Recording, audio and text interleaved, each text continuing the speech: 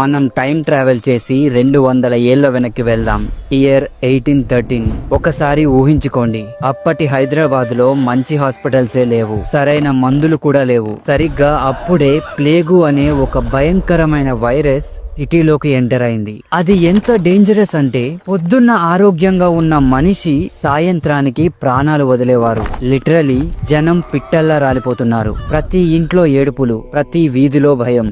City మొత్తం ఒక దెయ్యాల దిబ్బలా మారిపోయింది. గవర్నమెంట్ చేతులెత్తేసింది. వేల మంది చనిపోతున్నారు. సిటీ ఎకానమీ మొత్తం కుప్పకూలిపోయింది. ఇక దేవుడే దిక్కు అని అందరూ ఫిక్స్ అయిపోయారు. కానీ వాళ్ళకి తెలియదు, వాళ్ళ ప్రార్థనలకు సమాధానం కొన్ని వందల కిలోమీటర్ల దూరం నుంచి రాబోతుందని. అదే టైంలో హైదరాబాద్ కు చెందిన కొందరు సోల్జర్స్ మధ్యప్రదేశ్ లోని ఉజ్జయినిలో డ్యూటీలో ఉన్నారు. కానీ వాళ్ళ మైండ్ మొత్తం హైదరాబాద్ గురించే ఆలోచిస్తోంది. ప్రతిరోజు వాళ్ళ కుటుంబ సభ్యులు, స్నేహితులు చనిపోతున్నారనే న్యూస్ వాళ్ళకి చేరేది. వాళ్ళు ఎంత టార్చర్ అనుభవించారో ఇమాజిన్ కూడా చేసుకోలేం. కానీ వాళ్ళ చేతుల్లో ఏమీ లేదు.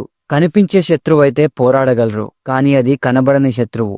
అప్పుడే వాళ్ళు ఒక డేరింగ్ డెసిషన్ తీసుకున్నారు. వాళ్ళు నేరుగా ఉజ్జయిని మహాకాళి టెంపుల్ కి వెళ్లారు. అక్కడ అమ్మవారి పాదాల మీద పడి, తల్లి, మా హైదరాబాద్ ను కాపాడు, ఈ భయంకరమైన రోగాన్ని ఆపు, నువ్వు మా సిటీని కాపాడితే మేము తిరిగి వచ్చి నీకు గుడి కట్టి లైఫ్ లాంగ్ బోనం సమర్పిస్తాం అని మొక్కుకున్నారు. ఇది జస్ట్ ఒక మొక్కు కాదు, అది వాళ్ళ చివరి ఆశ. ఇక్కడే అసలు మ్యాజిక్ జరిగింది. ఉజ్జయినిలో సైనికులు మొక్కుకున్నారో లేదో, హైదరాబాద్ లో ప్లేగు వ్యాపించడం ఆగిపోయింది. మరణాల సంఖ్య కంట్రోల్లోకి వచ్చేసింది. కొన్ని రోజుల్లోనే సిటీ మొత్తం కంప్లీట్ గా సేఫ్ అయిపోయింది. ఇది యాదృచ్ఛికమా లేక నిజంగా దేవుడి దయనా? ఇది ఖచ్చితంగా అమ్మవారి అద్భుతమే అని అందరూ బలంగా నమ్మారు. అయితే వాళ్ళు ఇచ్చిన మాట నిలబెట్టుకోవడానికి డ్యూటీ ముగించుకొని వెంటనే సికింద్రాబాద్ వచ్చేశారు. 1815లో సూరేటి అప్పయ్య అనే సోల్జర్ లీడర్షిప్ లో ఉజ్జయిని నుండి తెచ్చిన అమ్మవారి చెక్క విగ్రహంతో ఒక టెంపుల్ కట్టేశారు. ఆ రోజే వాళ్ళు వండిన అన్నం, పాలు, బెల్లంతో చేసిన నైవేద్యాన్ని ఒక కొత్త కుండలో పెట్టి డెకరేట్ చేసి అమ్మవారికి సమర్పించారు. అదే చరిత్రలో మొట్టమొదటి బోనం. కేవలం కొందరితో మొదలైన ఆ వేడుక ఇప్పుడు లక్షల మంది పండుగగా మారింది. ఇంక్రెడిబుల్ కదా? ఓకే, ఇంతకీ ఈ బోనం ఏంటి? Let's break it down. బోనం అంటే భోజనం. ఇది అమ్మవారికి మనం ఇచ్చే ఒక గ్రాండ్ థ్యాంక్స్ గివింగ్ పార్టీ లాంటిది. ఇందులో వాడేవి మట్టి కుండ. ఇది 100% ఎకో ఫ్రెండ్లీ, స్వచ్ఛతకు, కొత్త ప్రారంభానికి సింబల్. నైవేద్యం, ఇందులో ఉండేది రైస్, పాలు, బెల్లం. ఇది హెల్త్ అండ్ వెల్త్ ని సూచిస్తుంది. బేసిక్ గా ఇది ఒక డివైన్ సూపర్ ఫుడ్. అలంకరణ, కుండకి పూసే పసుపు ఒక యాంటీసెప్టిక్, వేపాకులు ఒక మెడిసిన్. ఇది కేవలం డిజైన్ కాదు, దీని వెనక సైన్స్ ఉంది. కుండపై ఉండే ఈ చిన్న దీపం చీకటిని తరిమి కొట్టే జ్ఞానానికి సింబల్. ఆ దీపం ఆరిపోకుండా చూసుకోవడమే ఒక ఛాలెంజ్. ఈ బోనాన్ని మహిళలే తలపై ఎత్తుకుంటారు, ఎందుకంటే వాళ్లే శక్తికి అసలైన రూపం. వాళ్ళు నడుస్తుంటే సాక్షాత్తు అమ్మవారే నడుచొచ్చినట్లు ఉంటుంది. What a powerful visual.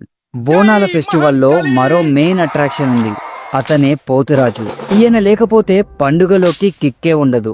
Poturaju గ్రామ దేవతలైన 7 అక్కా చెల్లెలకు ఏకైక సోదరుడు. సింపుల్ గా చెప్పాలంటే ఆయన అమ్మవారికి, అలాగే ఆ తల్లి భక్తులకి బాడీగార్డ్ లాగా. చూడటానికి ఒక వారియర్ లా ఉంటాడు. ఒళ్ళంతా పసుపు, నుదుటపై పెద్ద కుంకుమ బొట్టు, కాళ్లకు గజ్జెలు. ఆయన లుక్కే అదిరిపోతుంది. ఆయన చేతిలో ఎప్పుడూ ఒక కొరడా ఉంటుంది. డప్పు సౌండ్ కు డాన్స్ చేస్తూ తనను తానే కొట్టుకుంటూ గాల్లోకి కొరడాను జులిపిస్తాడు. ఈ విన్యాసాలకు దుష్ట శక్తులు పారిపోతాయని నమ్ముతారు. ఊరేగింపులో పోతురాజు ముందు నడుస్తూ అమ్మవారికి, భక్తులకు ఫుల్ సెక్యూరిటీ ఇస్తాడు. ఆయన ఎనర్జీతోనే జాతరకు అసలైన ఊపు వస్తుంది. పండుగ ఇంకా అయిపోలేదు. మరో 2 క్రేజీ ఈవెంట్స్ ఉన్నాయి, రంగం మరియు ఘట్టం.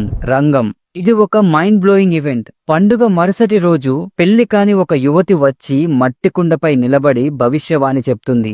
ఆమెలో అమ్మవారు ఆవహించి నెక్స్ట్ ఇయర్ వర్షాలు ఎలా ఉంటాయి, రాష్ట్రంలో ఏమవుతుంది అన్ని లైవ్ లో చెప్తుందని నమ్ముతారు. Think about it. ఇది ఒక లైవ్ ఫ్యూచర్ ప్రిడిక్షన్. రంగం అంటే భవిష్యవాణి.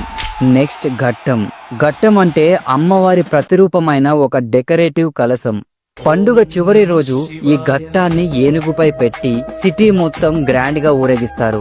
ఇది పండుగకు గ్రాండ్ ఫినాలే లాంటిది. వేలాది మంది ఈ ఊరేగింపులో పాల్గొంటారు. ఫైనల్ గా ఘట్టాన్ని నీళ్ళలో నిమజ్జనం చేయడంతో పండుగ అఫీషియల్ గా ముగుస్తుంది. సో చూసారు కదా, బోనాలు ఒక ఫెస్టివల్ కాదు, ఇది ఒక ఎపిక్ ఈవెంట్. ఈ పండుగలో కులం మతం అనే తేడానే లేదు.